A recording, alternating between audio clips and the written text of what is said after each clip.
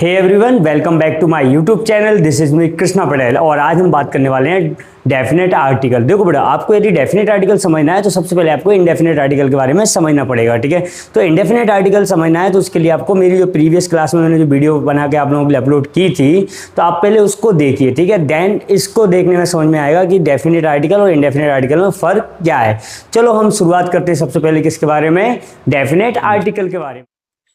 तो definite article को define करने के लिए हमें चाहिए एक द। ठीक है, और द का प्रोनाउंसिएशन कभी कभी बेटा दी होता है और कभी कभी द होता है। लिसन, यदि किसी भी वर्ड की शुरुआत किससे हो रही है बेटा, कंसोनेंट से, तब आप क्या लगाओगे, द। उसका जो प्रोनाउंसिएशन होगा वो क्या होगा बेटा, द। और यदि किसी वर्ड की शुरुआत वॉवेल से हो रही है, ठीक है ना, तो वहां पर हम क्या लगाएंगे, दी। और दोनों का मतलब सेम है, क्लियर वन। लेकिन कभी आपको कंफ्यूजन हो कि दा क्यों बोलते हैं, दी क्यों बोलते हैं, तो आप बता देना सामने वाले को कि भाई दा कब बोलते हैं, जब किसी वर्ड की शुरुआत किससे हो रही हो, वॉवेल सॉरी कंसोनेंट से, क्लियर। और दी कब बोलते हैं, जब उसकी शुरुआत वॉवेल से हो रही हो, क्लियर।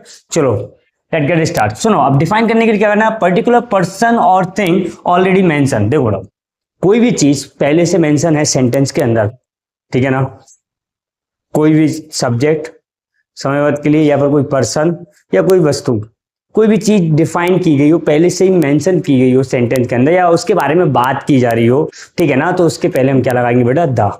क्लियर, बात समझ में आई।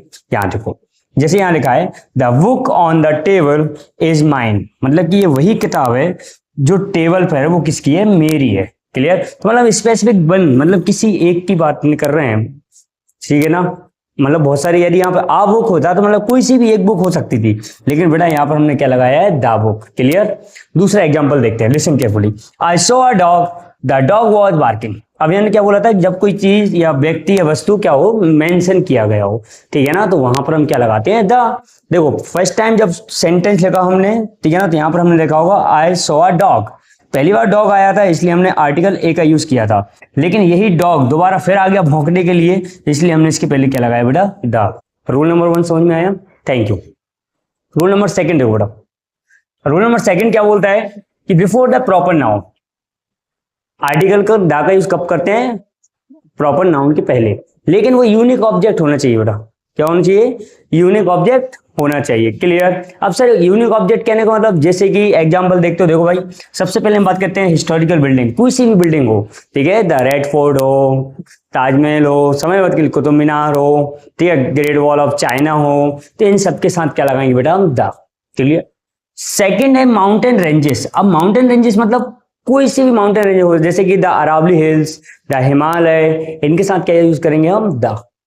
Concept clear. सेकेंड, प्लैनेट्स मतलब कोई सा भी ग्रह हो सकता है भाई, द सन, द मून, समयवत के लिए the earth. Next one is river. River कोई सी भी हो, हमारी विदिशा की बेतवा ही क्यों ना हो, उसके साथ द लगेगा, the Ganga, the Betwa, the Narmada, the Yamuna, तो कोई सी भी रिवर हो तो उसके सामने क्या लगाना पड़ेगा आपको, द।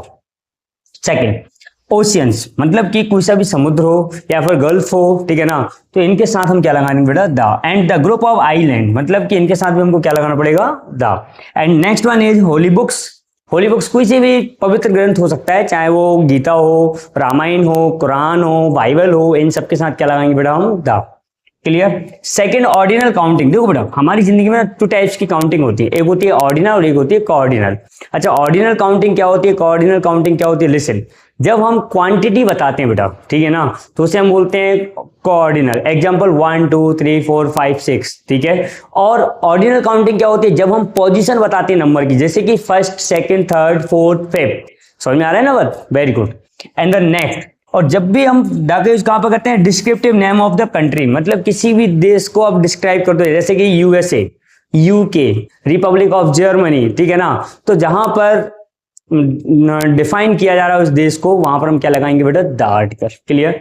सेकंड है स्टेट, कोई सा भी राज्य हो जो सक्सेसफुल मतलब सॉरी डेवलप स्टेट है ना, उसके साथ क्या लगाते हैं बेटा, द। क्लियर। सेकंड है न्यूज़पेपर, कोई सा भी न्यूज़पेपर हो, उसके नाम के पहले भी क्या लगाओगे, आपको द लगाना है, जैसे कि एग्जांपल द पत्रिका, the Bhaskar, the times of India, ठीक है, दैनिक भास्कर, सॉरी कोई सा भी न्यूज़पेपर हो सकता है। And the next thing is that deserts मतलब रेगिस्तान। अब रेगिस्तान कोई सा भी सहारा, ठीक है ना।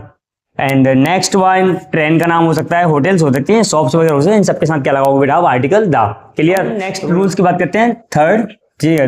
बिफोर अ सिंगुलर नाउन, मतलब कि जब कोई भी नाउन सिंगुलर हो, ठीक है, लेकिन ध्यान रखना जब उसकी क्लास को रिप्रेजेंट करना हो, ठीक है, तो वहां पर हम क्या लगाएंगे, द आर्टिकल। क्या लगाएंगे बेटा, द। जैसे कि यहां पे लिखा होगा कि the dog is a faithful animal, ठीक है ना, तो द डॉग यूज किया है, क्यों, क्योंकि इसकी जो वफादारी है ना वो उसकी पूरी क्लास को रिप्रेजेंट कर रहा है। क्लियर हुआ।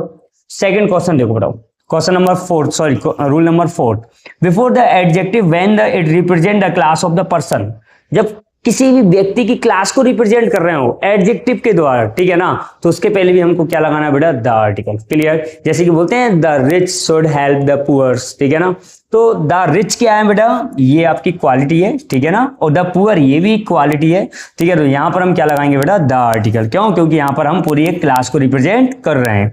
क्लियर। देखिए सेकंड एग्जांपल है, the old are respected by the young, मतलब कि जो बुजुर्ग लोग हैं उन लोगों को रिस्पेक्ट मिलना चाहिए, किसके द्वारा, नौजवानों के द्वारा। Clear one. Next one, next rule है हमारा, ये रूल नंबर 5 होना चाहिए, बाय मिस्टेक 4 हो गया। Clear. Listen, before the musical instrument, देखो भाई म्यूजिकल इंस्ट्रूमेंट कुछ भी हो सकता है, पियानो, गिटार, तबला, समझ वाली ड्रम, इन सब के पहले हम दा लगाते हैं, लेकिन कभी कभी याद रखना है कि वेपन के पहले भी हम दा का यूज करते हैं, जो हमने लिखा नहीं है, मेंशन नहीं किया हुआ है, ठीक है, तो कोई सा भी वेपन हो उसके पहले भी हम क्या लगाएंगे बेटा, दा। और कभी कभी ना जब हम बिग वॉर की बात करते हैं, ठीक है ना, तो वहां पर भी हमें क्या लगाना पड़ता है बेटा, दा। ठीक है, कोई सा भी वॉर हो सकता है, the world war first, second, third, Panipat, Haldi Ghati, इन सब के साथ क्या लगेगा, दा, महाभारत का युद्ध। नेक्स्ट, जैसे यहाँ पे लिखा होगा he can play the flute, ठीक है, वो मतलब बांसुरी बजा सकता है। नेक्स्ट रूल नंबर 6 क्या कहता है, एट द एडवर्ब, ठीक है ना, विथ अ कंपैरेटिव सेंस, मतलब कि जब बेटा एक एडवर्ब कंपैरेटिव फॉर्म में यूज हो, ठीक है ना, तो वहां पर हम क्या यूज करेंगे, द। अब सर ये कंपैरेटिव क्या होता है, लिसन माय डियर, जब हम डिग्री पढ़ेंगे नेक्स्ट वीडियो में आएंगे ना, तो वहां पर डिग्री 3 कैटेगरी की होती है, ठीक है, एक होती है बेटा पॉजिटिव, एक होती है कंपैरेटिव, और एक होती है हमारी सुपरलेटिव। अब कंपैरेटिव, पॉजिटिव और सुपरलेटिव में फर्क क्या है, लिसन केयरफुली। मैंने बोला कि ये जो पेन है, ठीक है, ये अच्छा है, ये positive, it's good one. Clear. मैं बोलता हूं मेरे पास 2 पेन है मान लो ऑप्शन में, ठीक है ना, तो मैं क्या बोलूंगा, बेटर।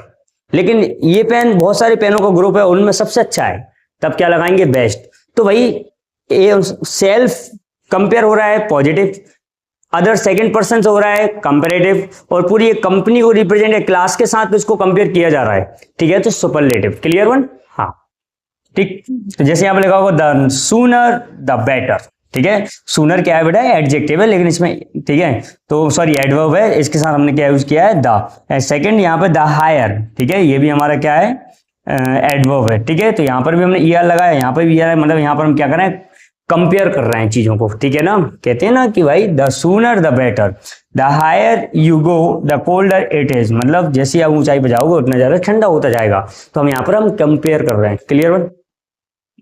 सेकेंड, अब हम बात करते हैं जब भी हम किसी भी प्लेस की फिजिकल पोजीशन को रिप्रेजेंट करते हैं, वहां पर भी हमें क्या लगाना पड़ता है बेटा, द। ठीक, जैसे कि example, the top of the mountain, the centre of the market. Clear. And the next one, before the superlative degree, कोई सी भी डिग्री, जैसे मैंने अभी 2 मिनट पहले बताया आप लोगों को, क्योंकि जो डिग्री होती है वो कितनी कैटेगरी की होती है बेटा, 3 कैटेगरी में, positive, comparative and superlative. Clear. तो यहां पर हमने लिखा है द बेस्ट, यहां पर लिखा है द मोस्ट ब्यूटीफुल, ठीक है ना, तो यहां पर हम क्या लगा रहे हैं, द। क्यों लगा रहे हैं, क्योंकि सुपरलेटिव है। क्लियर। आई होप आपको ये वीडियो समझ में आई होगी। Clear and thank you for watching.